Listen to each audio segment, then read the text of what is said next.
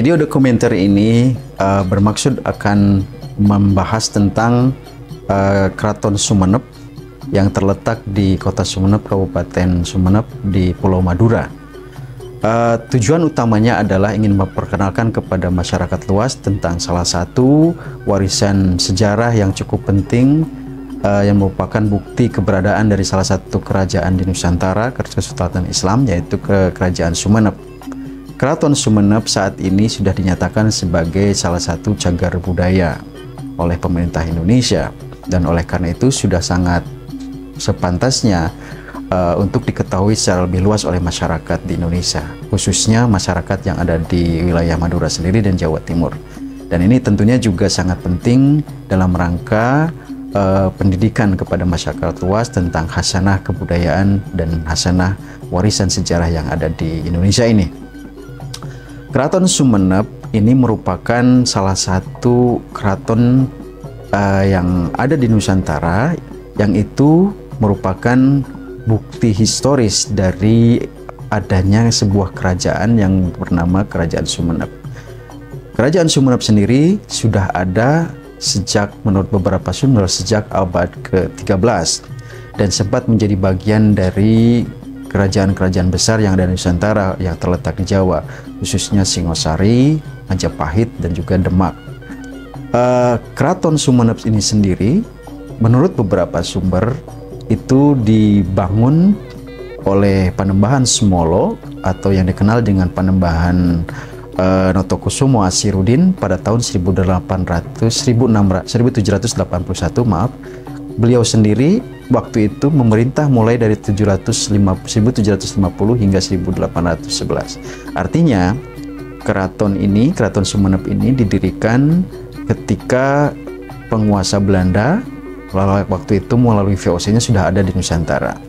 Dan Keraton Sumenep itu sendiri dibangun ketika Sumenep sudah menjadi bagian dari Kesultanan Mataram. Beberapa sumber mengatakan bahwa wilayah Sumenep ini ditaklukkan oleh Sultan Agung Hanyokrokusumo, raja terbesar dari Kesultanan Mataram di sekitar tahun 1670-an.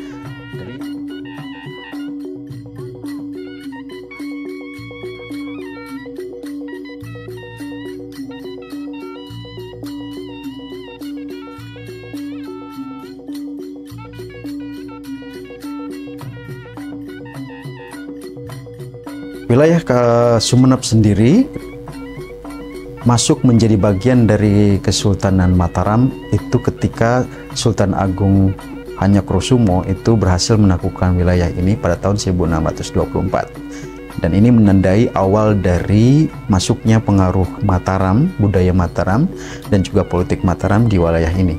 Ini menjelaskan kenapa Keraton Sumenep itu memperoleh pengaruh yang cukup kuat dari Kesultanan Mataram, jadi dari tradisi politik Mataram.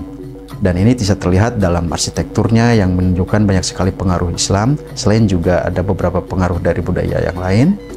Dan kedua itu dari tata letak dari kota Sumenep itu sendiri, seperti halnya di kota Yogyakarta misalnya, atau di kota-kota lain di wilayah Mataram, di wilayah Kesultanan Mataram. Tata letak dari kota-kota tersebut mengikuti pola yang disebut sekarang ini sebagai catur gatra. Jadi ada 4 komponen penting di dalamnya, di mana keraton merupakan pusat pemerintahan, pusat aktivitas dari masyarakat dan kemudian politik di wilayah tersebut, yang itu didukung oleh 3 komponen yang lainnya, yaitu yang pertama adalah pasar yang melambangkan aspek ekonomi yang juga sangat penting untuk menopang keberadaan dari keraton tersebut. Dan itu di dalam konteks kota Sumenep, keraton tersebut saat ini memang sudah dipindahkan ke wilayah yang lain, tapi menurut beberapa sumber asalnya itu berdekatan dengan keraton. Yang kedua yang juga sangat penting adalah keberadaan masjid, yang itu biasanya berada di sebelah barat dari keraton tersebut, yaitu melambangkan pentingnya aspek keagamaan ataupun spiritualitas, dalam hal ini Islam, yang juga mendukung eksistensi dari keraton tersebut. Dan ini juga sangat penting terlihat di dalam tata letak dari keraton itu sendiri. Yang keempat itu adalah alun-alun. Alun-alun ini adalah ruang terbuka, dan itu juga melambangkan sebagai tempat di mana rakyat bisa berkumpul di situ, bisa bertemu dengan rajanya, dan kemudian bisa saling berinteraksi, kurang lebih seperti itu. Jadi keraton itu dalam konsep catur gatra itu dia terdiri dari 4 komponen. Yang pertama, keraton itu sendiri sebagai pusat pemerintahan, kemudian ditopang oleh masjid sebagai pendukung dari dimensi spiritualitas keagamaan Islam dalam hal ini, kemudian pasar yang melambangkan ekonomi, dan terakhir adalah alun-alun itu sebagai pusat sebagai ruang terbuka tempat berinteraksi masyarakat dengan raja, atau raja bisa menunjukkan kewibawaannya, kebaikannya kepada masyarakat, dan bisa bertemu langsung dengan masyarakatnya.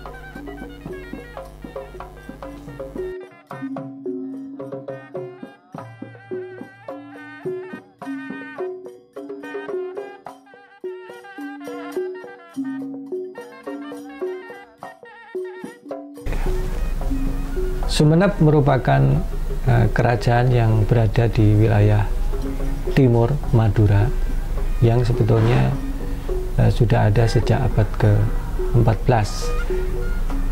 Namun pada masa abad ke-17, terutama pada masa pemerintahan Sultan Agung Mataram, Sumenep mulai kehilangan independensinya. Sebelumnya sebagai sebuah kerajaan yang merdeka, namun setelah ditaklukkan, diserang oleh Sultan Agung pada tahun 1624, akhirnya Sumenep ini menjadi bagian dari vasal dari kerajaan Mataram.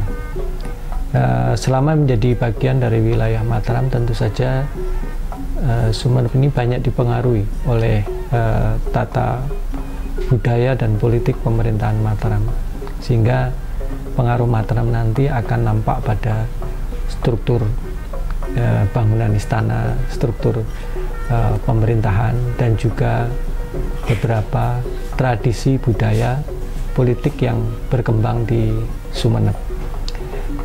Kemudian pada abad ke-18 terjadi perubahan-perubahan penting, terutama setelah pengaruh VOC di wilayah Nusantara.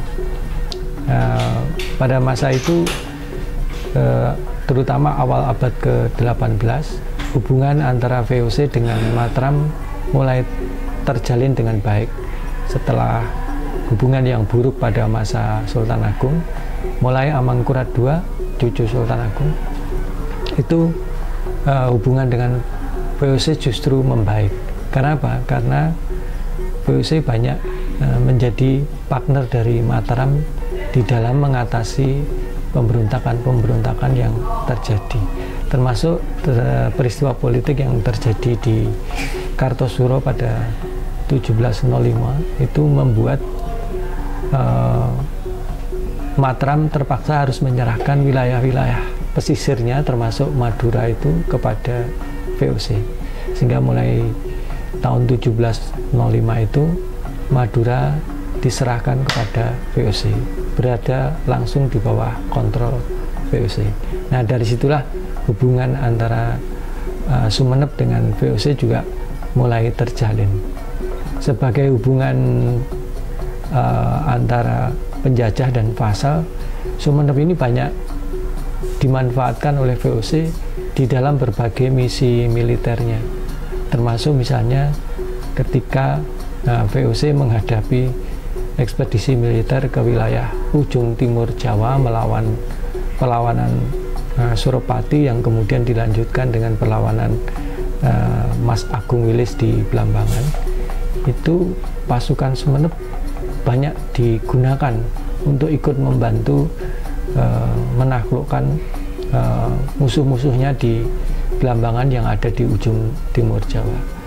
Mereka diwajibkan menyerahkan pasukan sejumlah yang diminta oleh VOC untuk memperkuat pasukan VOC yang bergabung dengan pasukan-pasukan bupati-bupati di pesisir yang lain, termasuk juga pasukan dari Mataram untuk menaklukkan Blambangan. Dan tentu saja